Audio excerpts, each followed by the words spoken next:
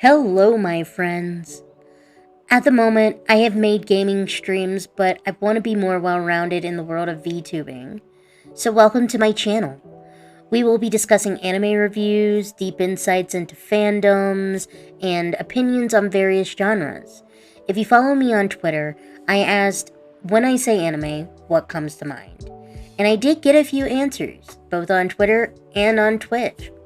And so today we're going to be discussing Soul Eater. To be frank, I didn't like it, not one bit. In fact, it had all the makings to make me like it, but I didn't. And it could be due to the fact that it was widely popular. In fact, I cannot find any bad reviews on it at all. Or it could just be due to the fact that the voice acting was off, that the actual plotline was all over the place, and it really didn't make you feel for the characters at all.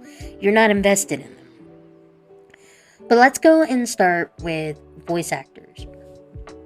I'm not going to go on the Japanese voice acting, only just due to the fact that it was flawless, just like most subs are. And so at this point, we're going to go and talk about the English dubbed voice actors. And we're going to go and start with Todd Haberkorn as Death the Kid, and he was a great choice, just based on Kid's demeanor and Haberkorn's history. Like, considering that they were Watanuki in Triple X Hollis, they were Hikaru in Ouran, they were Koza in One Piece, and they were Jedi in both the original and the Crystal Sailor Moon. Okay? Like, already, that is one of those things where this guy has been around for me, just like a lot of these voice actors. Because they keep getting reused and not a lot of new voice actors can get in there. But I will go with the next person, which is Vic Mignogna, and they were Death's Scythe. And it does seem a little off base. In fact, in all honesty, it just seems like it was a step out of his comfort zone more than anything. And I know that Vic is known for their private life and their happenings in their private life, but we're really just going to talk about their work. And I'm okay with that because that's all I'm looking at right here, not for any other controversy. Because think about it this way, he played Death's Scythe, but you have to remember who all he's played. He's played Edward Ulrich, he's played Broly, he's played Ikaku, he's played Tamaki, hell, he's played Faye in Tsubasa, Zero in Vampire Knight, and that's not even half of the well-known animes that he has been in. Look, I started him with Bowie from Yu Yu Hakusho, and I just found out he was Yashiro in Skip Beat, which just kind of blew my mind. But the main theme is that this was way different, like as a voice, than at least I was used to. And I think it was a wrong step out of his comfort zone. In all honesty, it was bland and it was boring. Like, completely. Like, I get that you're supposed to hate her dad, whatever the main character besides Death the Kid, and, you know, all the other shit is supposed to be, but it was just so boring. You know, like, I don't understand that.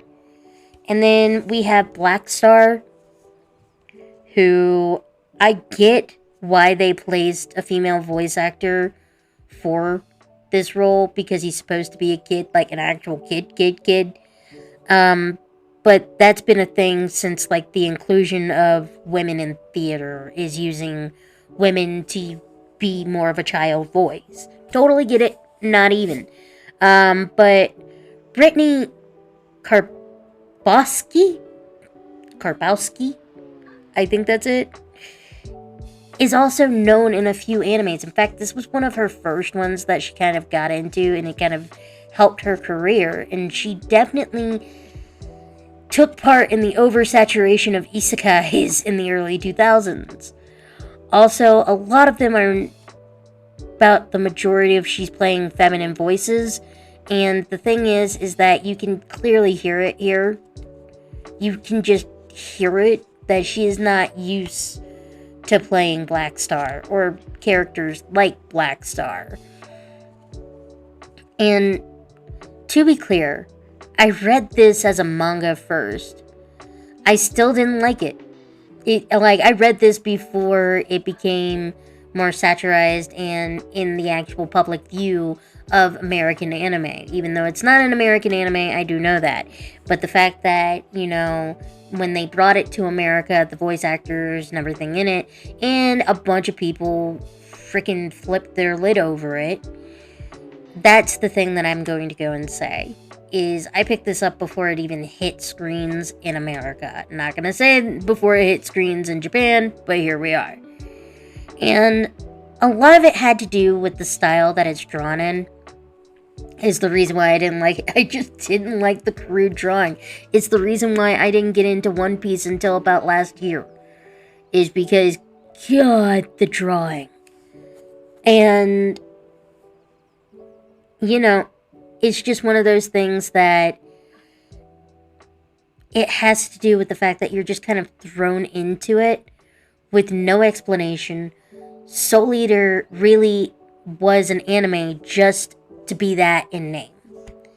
It was just a shonen anime, especially to be that in name. Anytime I wanted to be invested in this anime, they yank it away to where even Medusa is just underwhelming when she's got everything to have good potential. I can only get through 12 episodes, and I have a thing where I have to watch an anime for 15 episodes, just to make sure that if it's good or not. This one I couldn't even get through 12. I've seen a lot of people praise this animation, like Black Butler and Vampire Knight, or Spice and Wolf didn't exist. And in all honesty, all of these animes came out around the same time that this one did. And so a lot of them are like, oh, but the animation is so good. It's not. It's not. And it just wasn't even on par with the animation from Rosario Vampire even, or any of these animes that I've listed that came out in 2008. And I like dumb anime, okay? Like I said, I just mentioned Rosario Vampire. I like dumb anime, do not get me wrong. But, no. Was this the worst anime ever? No, but in all honesty, if I had to watch this style of humor and be invested, I'm watching Blood Lad or Monster Magume. Magabe? Anyway. Meaningful moments are downplayed or just a one-off.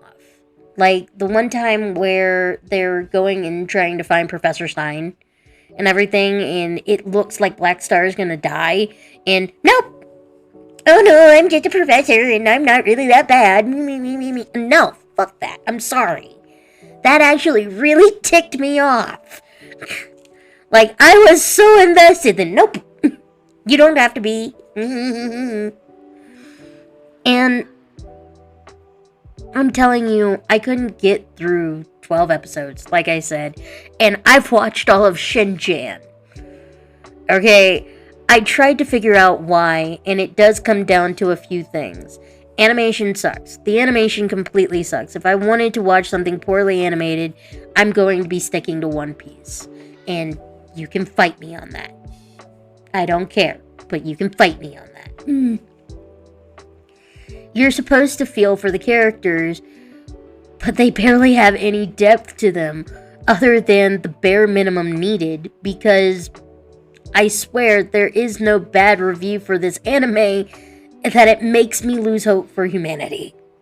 Slightly. Just slightly. So yeah, I know I'm going to get a lot of hate for this review, and I hate that it had to be my first review, but hey, the wheel chose, and that's what we got. And to be honest, it took me a while to even write for it, because this anime is so superficial. It's hard not to say it's hard not to say why I dislike it other than it's dumb. And yeah, the reasons I said before. All in all, this to me is a stupid anime that really I feel people like because it checks off all of the shonen boxes to where it feels forced. A shonen existing just to exist doesn't do it for me. If it does for you, that's great. And you have a lot of others agreeing with you. Again, I'd rather watch Blood Lad personally, but at least, when they make references, it lands. And thank you for watching my take on this godforsaken anime. I never have to try watching it again. And if you have any animes you think are worse, please leave me a comment. And, like this video, even if you don't like it, I don't care. That's one of those things. I'll be back for more videos when I can. Bye.